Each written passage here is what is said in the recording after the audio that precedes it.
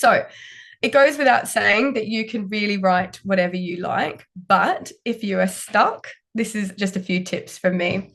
So one thing we can do is we can do a backcast. Now everyone knows what a forecast is. A forecast is when we stand in the present and we look towards the future and we say, what do we predict it to be? A backcast is different. A backcast is when we stand in the future and then we look back and we go, how could this have happened?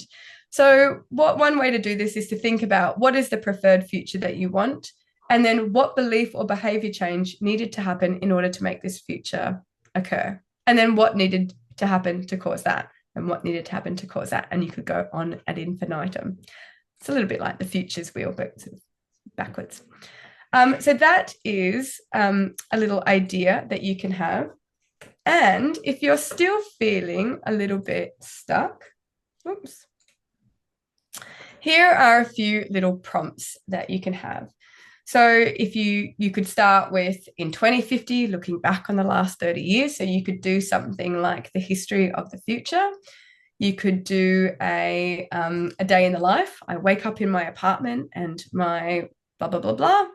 You could do a description of a pivotal event. So in the 2037 riots or the 2037 awakening, this is what happened.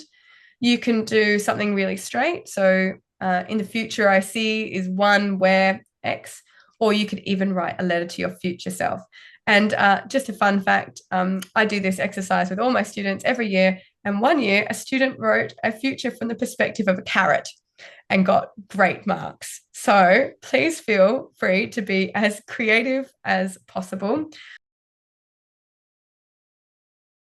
So basically, we will not create a new world while the stories of the old world guide our actions and shape our identity and how we see the world. The New Yorker magazine, this is actually a few years ago now, but they did a study of the futures that were around, the stories about the future, and they found that 80% of them were pessimistic. And I think that can be really problematic because when we build these negative imagination infrastructures, it can really paralyze us from seeing how things might be different.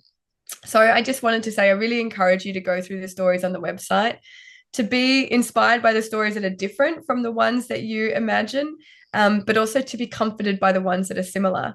I've now, through Museum of Futures, probably heard 1,000 plus futures from different people, and I'm always struck by how most of them don't feature flying cars and robots and fancy things. Instead, they actually feature more time with nature, more time with each other. And these are the futures that people want.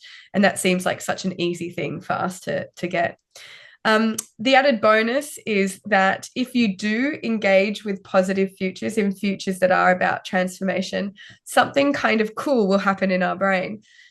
We've already talked about how our brains are really busy all the time.